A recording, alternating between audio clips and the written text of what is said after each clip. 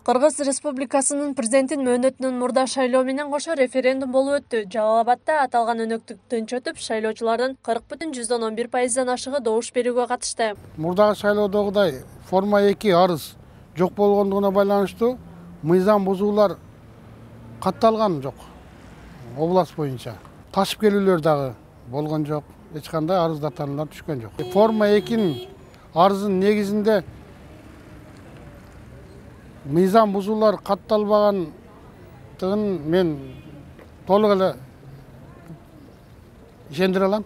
Мыйзам бузулбагандыгын. Жалал Абад облусу боюнча шайлоо учурунда эч кандай мыйзам бузуу катталган эмес. Шайлоо процессиндеги коомдук коопсуздукту 700дөн ашуун милиция кызматкерлери көзөмөлдөштү. 2021 жылдын 10 январь күнү болуп өткөн шайлоо учурунда Жалал Абад облусунун аймагында жалпы 700дөн ашуун милиция кызматкери, 350дөн ашуун башка күч түзүмдөрүнүн кызматкерлери, 300дөй ички иштер органдарынын ардагерлери жана 2000 кошуундун өкүлдөрү коомдук коопсуздукту көзөмөлдөштү.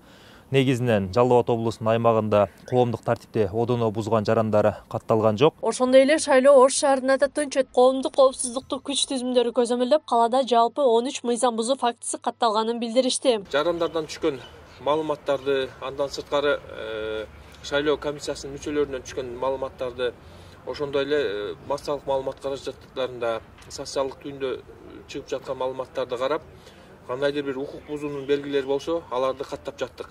Бүгүнкү күндө жалпысынан бул шайлоо өнөктүгүнө байланыштуу 13 түрдүү маалыматтар катталды. БШКнын талапкерлерге берилген добуштардын эсептөөсү азырынча расмий эмес. Анткени шайлоодон кийин добуштар кол санактан өткөн соң расмий эсеби чыгат. Ал эми эл өлкө башчысын жана башкаруу формасын өз эрки менен тандап, шайлоонун таза өткөнүн вице-премьер-министр Максат Мамытканов билдирди. Бирок реалдуулуктун деген белгиси ушул. Ачык айкын таза шайлоонун белгиси ушундай эле болот. Эң башында таза шайлоону өткөрөбүз деп убада бергенбиз элибизге. Убадабызга турдук. Форма 2 болгон жок. Бурмалоо, жанагы добуштарды сатып алуу жана башка ыкмалар колдонулган жок. Эң негизгиси административдик ресурс деген нерсе бул шайлоодо эч ойногон жок. Бул шайлоодо акча таратылган жок, форма 2-нин таасири да билинген жок. Мурунку шайлоодон эл сабак алып, бул жолу өз позициясына бекем турду дейт экс-депутат Алмамет Шыкмаматов. Мурун ушу шайлоо болгондо массалык түрдө акча таратылчу. Аны мына карапайым эл, жумурай журт баары билет. Азыр бизди канча киши көрүп атса, ошолордун эс тутумунда бар да. Кайсы парламенттик шайлоодо кимдер канча акча тараткан, кимдер канча убада берген, 17-жылы президенттик шайлоодо ким канча акча таратканын, кимдер келип таратканын, кайсы машина менен канча жолу каратып, ошо айылында кимдер старший болуп, кимдер баягы көчөмө көзөмөлдөп таратты деген. Мында дагы ошол эле жумурай журт мына бизди баарыбызды көрүп атат. Мында акча таратылган жок. Аны мен так мында жоопкерчиликти айта алам. Анткени мен штабтын саясатын билем, штабта мындай иштер болсо мен билет элем.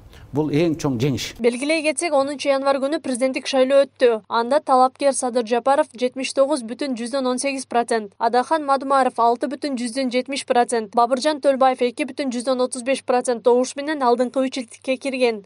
Аклай Карабаева, Замирбек Тойчубаев, регион.